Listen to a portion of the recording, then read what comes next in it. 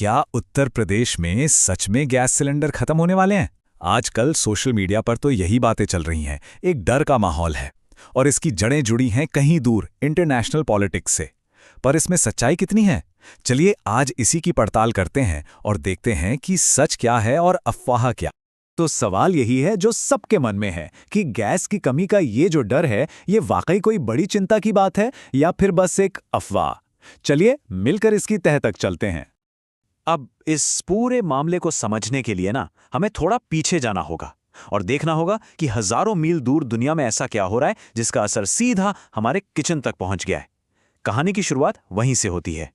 देखिए, होता क्या है कि जब ईरान, इजराइल और अमेरिका जैसे देशों के बीच टेंशन बढ़ती है तो उसका असर पूरी दुनिया पर पड़ता है और खबरें फैलने लगती हैं कि भाई एलपीजी की सप्लाई रुक सकती है, उस पर असर पड़ सकता है।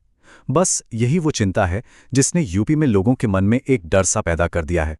तो ये जो इंटरनेशनल टेंशन की चिंगारी थी, वो उत्तर प्रदेश में एक बड़ी आग कैसे बन गई? आइए अब जमीन पर उतरकर देखते हैं कि असल में हो क्या रहा है।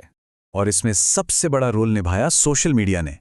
देखते ही देखते गैस की कमी की झूठी खबरें व्हाट्सएप पर, फेसबुक पर इतनी तेजी से फैली कि लोगों में एक अजीब सी घबराहट और चिंता का माहौल बन गया। और इस डर का असर, अरे वो तो सीधा सड़कों पर दिखने लगा। गैस एजेंसियों के बाहर लंबी लंबी लाइनें लग गईं। और देखिए, जहां ऐसी लाइनें लगती हैं वहां कालाबाजारी और जमाखोरी का डर अपने आप पैदा हो जाता है। इसी चक्कर में लोगों में और ज्यादा पैनिक फैल गया। अब देखिए, जब हालात ऐसे बिगड़ने लगे तो जाहिर है सरकार को बीच में आना ही पड़ा। तो चलिए देखते हैं कि सीएम योगी आदित्यनाथ ने इस सिचुएशन से निपटने के लिए क्या कड़ा रुख अपनाया। सीएम योगी ने फौरन एक्शन लिया। उन्होंने अधिकारियों के साथ एक हाई लेवल मीटिंग बुलाई और सिचुएशन को कंट्रोल में लाने के लिए बड़े सख्त निर्देश जारी किए। और इस मीटिंग से जो मैसेज निकला वो बिल्कुल लाउड एंड क्लियर था। सीएम की चेतावनी एकदम दो टूक थी कि भाई कालाबाजारी की तो बख्शेंगे नहीं और अफवाह फैलाई तो खैर नहीं। मतलब साफ है, जो भी इस बनावटी संकट से अपना फायदा निकालने की सोचेगा उसे छोड़ा नहीं जाएगा। लेकिन बात सिर्फ चेतावनी तक ही नहीं रुकी। सरकार ने इस पूरी स्थिति से निपटने के लिए बाकायदा एक एक्शन प्लान भी तैयार किया।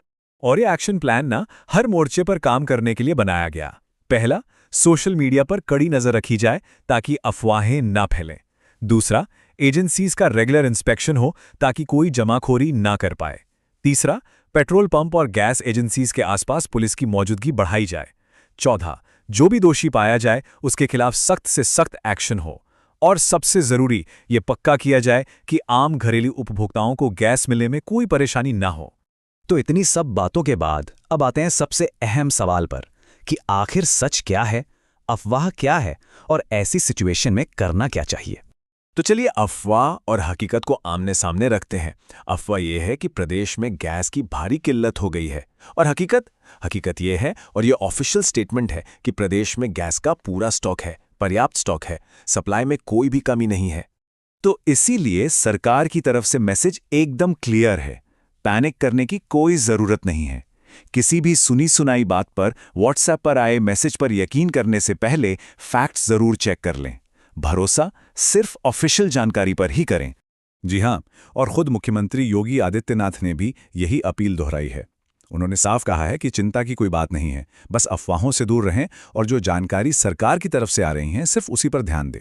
तो आखिर में ये पूरा मामला एक बहुत जरूरी सवाल हमारे सामने छोड़ जाता है कि जब अफवाहें इस तरह आग की तरह फैलती हैं तो एक जिम्मेदार नागरिक होने के नाते हमारी क्या भूमिका बनती है। ये सोचने वाली बात है हम सब के लिए।